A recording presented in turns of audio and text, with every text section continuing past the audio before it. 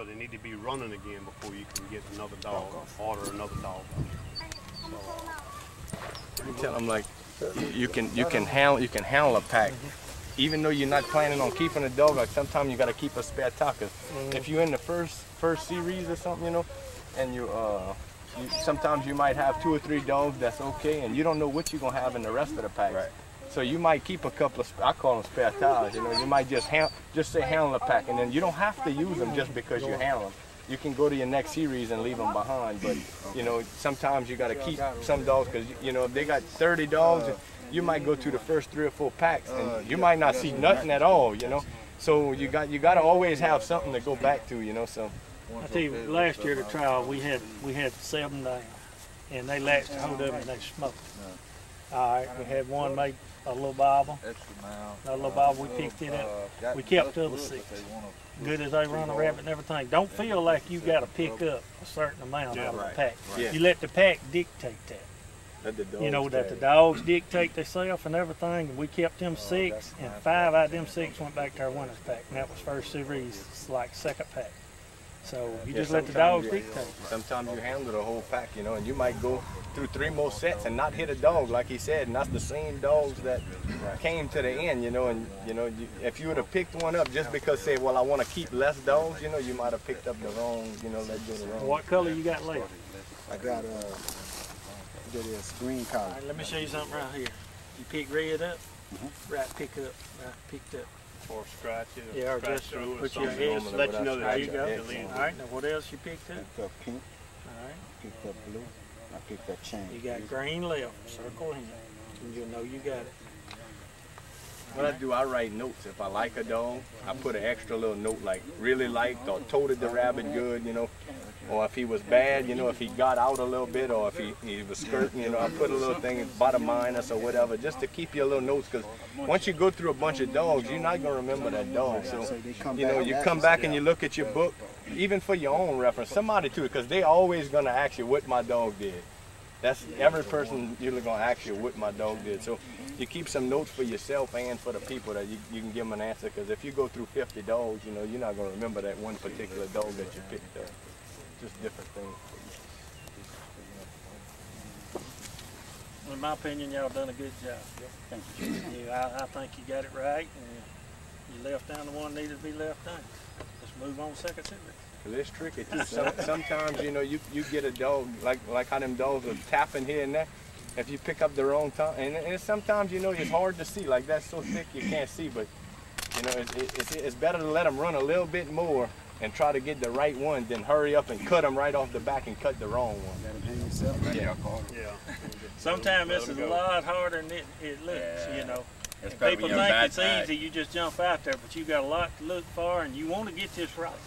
You know, that's your goal. You may have a dog that could win the trial in this pack. Maybe. Because most people, like some people, well, they got a certain few that, you know, they'll cut them right off the back. Yeah. Some they like their own style. If it's a little bit too fast, know who he is. You know, if it's a little bit too fast, well, they might not like him. But come another part of the day, you might need that dog to run that rabbit. You know, because you can't always go by the style that you like. You know, it's supposed to be accomplishment over style. You know, so you might not. I don't judge a whole lot, but I do judge sometimes. But you got to play some dogs that's not your style. You don't like them, you wouldn't even feed them. But you know, if they did the job that day, you got to give them what they done. Y'all done a good job. Go to the clubhouse. Good job. I think we got plenty of opinions up here. That ain't going to be a problem this morning. I want to thank everybody for coming and let you know it's an honor that y'all asked me to come, and all of these other judges here probably feel the same way. They wouldn't be here if they didn't love the sport of beagling. They're here to help you understand what goes on at field trials and how your dogs are judged. There's a wealth of experience up here. Let me ask the judges who have judged the national championship to raise their hand, or will judge the national championship. There you go. Okay. And now, I mean, that's a big deal, but that doesn't indicate all they've done. I would, on the conservative side, there's 500 to 1,000 licensed trials represented in the judges who are up here. That doesn't count the fun trials that they've judged for clubs, or qualifying trials, which a lot of y'all don't even know what a qualifying trial is, but they used to be what we had qualifying trials. So any time that these judges were asked to come out, they came out and judged. So we're looking at thousands of trials represented here with this group of judges. And they were willing to give up their time to come here today to try to help y'all understand. And I hope when we're going through this, all of us have opinions. If we didn't have opinions, you wouldn't make a good judge. And you have to have the strength of your conviction to be a judge. Hopefully today we're going to explain the rules, and I hope everything we say here today will be backed up by this rule book. If you hear me say anything that's contrary to this rule book, I want to be corrected quickly. And I probably won't have any problem being corrected by this rule book here. All right, we're going to start out with a little fun here. Do y'all know the definition of good judging?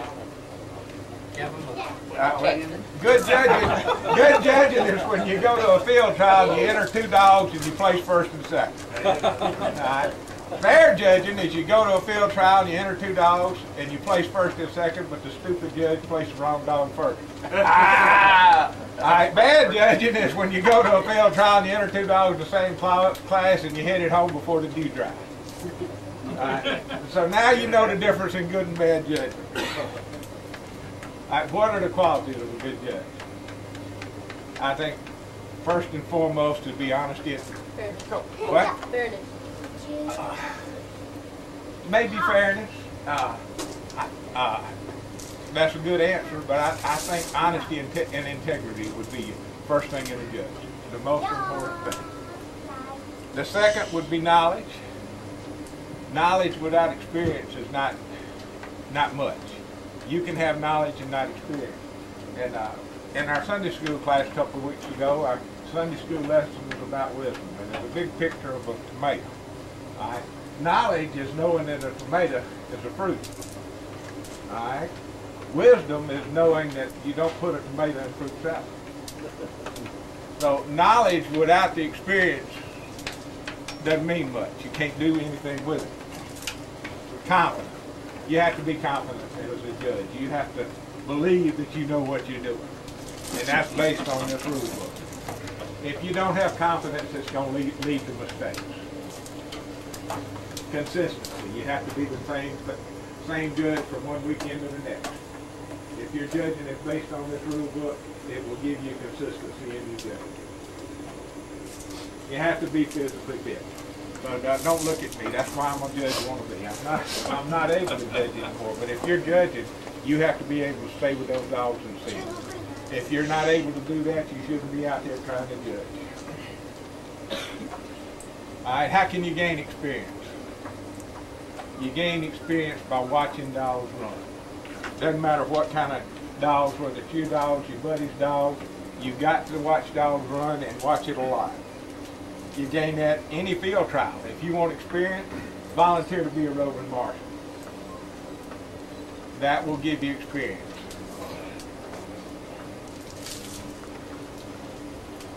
Listen. Already this morning I've learned a lot. We sat in there under the air conditioner and you sit around the clubhouse at night at a field trial or something and discussing dogs and the rule book, you're going to learn a lot just listening to other people. But when listening to other people, I always have this rule book in mind. Not everybody's going to tell you like it says in the rule book. People are going to have their opinions, and they may have an opinion without ever reading this rule book. They may or not know what they're talking about. But listen to them. But go back and refer to this rule book to see if what they told you was correct.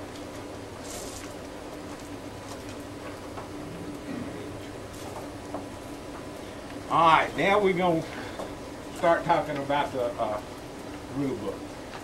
We're not going to go through this entire rule book. You go to a judge's seminar, they read it from cover to cover, and they don't tell you anything. Today, we're going to strictly talk about judging dogs. If you want to know how to hold a field trial, which they've showed you how to measure, how to do the entry form, any of that procedure, it's in here. You can read it and you can learn it. We're going to discuss, starting with Chapter 5A.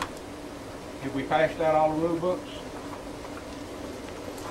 Does anybody not have one?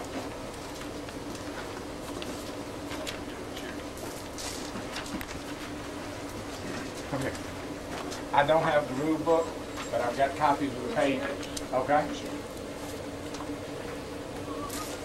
We're going to start on page 27. And now I sat down and went through this rule book. If I skip any parts that anybody feels should be covered here today, go ahead and bring it up. This is not going to work if we don't have discussion and questions. These fellas here be glad to help us if you have any questions. As I said this morning, there's no such thing as a stupid question. All right, 5A is the beginning of the standard for judging in the rule book. The Beagle is a trailing hound whose purpose is to find game, pursue it in an energetic and decisive manner, and show a determination to account for it. Excuse me, but I'm looking for notes I got here. Okay. Number 2, all phases of its work should be approached eagerly with a display of determination that indicates willingness to stay with any problem encountered until successful. Actions should appear deliberate and efficient rather than haphazard or impulsive. Would anybody like to make a comment or have a question about that statement? No. What's haphazard? What is haphazard? Reckless. Can somebody come up with a good example of haphazard? We can have them. Did anybody have a haphazard dog in their pack this morning? Crazy. Not in control. Dogs that have a lot of unnecessary action. They're all over the place, but they're not getting anything accomplished. That's not y'all pack. Is that a good enough Yeah, they're packed. description? Yeah. All right. Y'all packed. Basically, it's just reckless. Not staying on the check, just all over. And Their pack was a good example of that. It's wasted motion is what it is. I mean, you know, they're doing things and not accomplishing anything. To perform its desires, the Beagle must be endowed with a keen nose, a sound body, and an intelligent mind, and must have an intense enthusiasm for hunting. I think that's self-explanatory. I got a little problem with intelligence, but we'll get to that later. Beagle field trials are designed and conducted for the purpose of selecting those hounds that display sound quality and ability to the best advantage. The standard of performance contains a description of both desirable and faulty actions. Judges will use it as a guide in evaluating performance and will credit. Now here's where it starts telling you how to judge dogs. You will credit or demerit performance to whatever degree their actions indicate quality or fault, and to the extent that these actions either contribute to accomplishment, fail to contribute to accomplishment, or interfere with accomplishment. Of those three, which do you think would be the most important? If you were going to eliminate a dog that was doing one of those things, which one would you eliminate? Interfering with accomplishment. Right. If he's not accomplishing anything, but he's interfering with the other dogs accomplishing something, you got to go. Judges should approach their work with the attitude that the future welfare of the breed is in their hands, and should make their findings and selections on a basis calculated toward keeping the Beagle useful for both field trials and hunting purposes.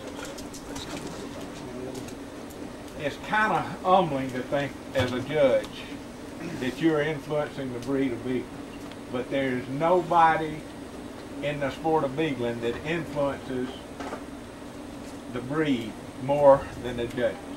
These judges place the dogs, and the beagling community sees these results in the magazine.